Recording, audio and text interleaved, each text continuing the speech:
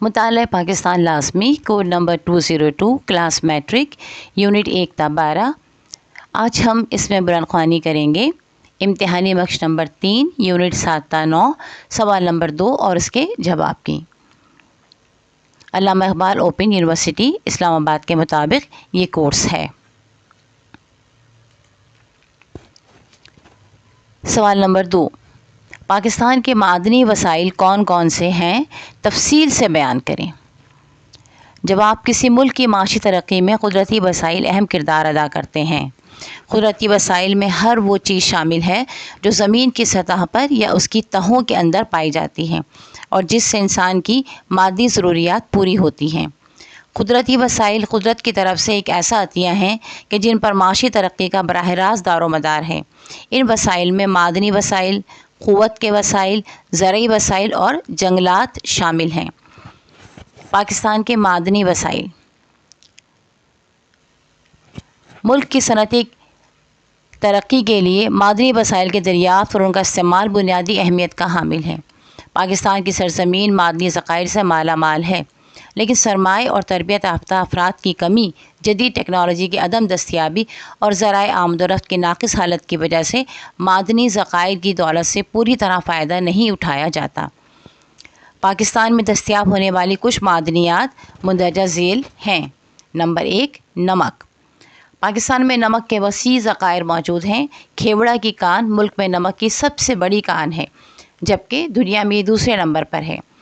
اس کے علاوہ ورچھا، کالا باغ اور بہادر خیل کے مقامات سے بھی نمک حاصل کیا گیا ہے، جبکہ کراچی اور مکران کے قریب سمندر کے پانی سے بھی نمک حاصل کیا جاتا ہے۔ نمبر 2، لوہا۔ لوہے کی سب سے بڑی ذخائر کالا باغ کے علاقے سے دریافت ہوئے ہیں۔ اس کے علاوہ ہزارہ، خضدار، چلغازی اور مسلم باغ کے علاقوں سے بھی کچھ ذخائر دریافت ہوئے ہیں۔ ان سارے مقامات سے ملنے والے خام لوہا کثافتوں سے بھرا ہوا ہے۔ لوہے کو ان کثافتوں سے الگ کرنا مشکل ہے۔ صرف چترال اور نوکنڈی کے مقام سے حاصل ہونے والا لوہا اعلیٰ قسم کا ہے۔ چلغازی کے ہجے ہیں چ، لام، غین الف، زے، چھوٹی یہ۔ Number 3، chromite. کاف رے ملا کر لکھا ہوا ہے، پھر واو، پھر میم الف ماں اور حمزہ ٹے، مائٹ، کرومائٹ۔ سفید رنگ کی دھات لوہے کو فولاد میں تبدیل کرنے کے لیے استعمال ہوتی ہے۔ اس کے علاوہ فوٹوگرافی کی صنعت میں بھی کام آتی ہے۔ دنیا میں سب سے زیادہ کرومائٹ کے ذخائر پاکستان سے دریافت ہوتے ہیں۔ کرومائٹ کے ذخائر بلوچستان کے علاقوں چاغی، خاران اور مسلم باغ، جبکہ صوبہ سرحد کے علاقوں مالاکنڈ، مہمند اور شمالی وزیرستان میں پائے جاتے ہیں۔ نمبر 4، تانبا۔ تانبے کے ذخائر بلوچستان کے علاقے سانڈک اور صوبہ خیبر پختونخوا کے کچھ مقامات سے دریافت ہوئے ہیں۔ تانبا بجلی کے تار بنانے اور برتن میں استعمال ہوتا ہے۔ نمبر 5، چونے کا پتھر۔ یہ زیادہ تر سیمنٹ بنانے کے کام آتا ہے۔ اس کے علاوہ چینی تیار کرنے میں بھی استعمال ہوتا ہے۔ اس کے وسیع ذخائر داؤد خیل، روہڑی، حیدرآباد، ڈنڈوت، واہ اور کراچی سے دریافت ہوئے ہیں۔ Number 6، gypsum. سفید رنگ کا یہ چمکدار پتھر سیمنٹ، کیمیاوی کھاد، پلاسٹر آف پیرس بنانے کے علاوہ بے شمار چھوٹی چھوٹی صنعتوں میں استعمال ہوتا ہے۔ جپسم کے ذخائر پنجاب کے علاقوں کھیوڑا، ڈنڈوت، داؤد خیبر پختونخوا میں، کوہاٹ اور سندھ میں روہڑی کے مقامات کے دریافت ہوئے ہیں۔ سنگ مرمر۔ پاکستان میں کئی اقسام کے سنگ مرمر پائے جاتا ہے۔ اپنی خوبصورت رنگوں کی وجہ سے دنیا بھر میں اس کی مانگ ہے۔ سنگ مرمر کے بڑے ذخائر ضلع چاغی، مردان، سوات، فتح جنگ، نظام پور اور گلگت کے مقامات سے ملتے ہیں۔ نمبر 8، آتشی مٹی۔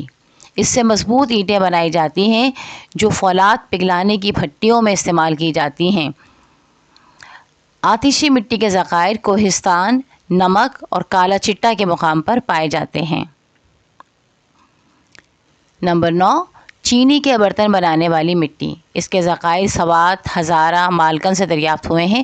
یہ مٹی چینی کے برتن بنانے کے علاوہ ٹائلز اور سینیٹری کے سامان بنانے میں بھی استعمال ہوتی ہے۔ نمبر 10، گندھک۔ گندھک کے ذخائر بلوچستان، جیکب آباد اور مردان کے علاقوں سے دریافت ہوئے ہیں۔ گندھک کا استعمال کیمیابی صنعتوں میں ہوتا ہے۔ حرف آخر۔ پاکستان ایک ایسی سرزمین ہے جس کو اللہ تعالیٰ نے لاتعداد وسائل سے مالا مال کیا ہے۔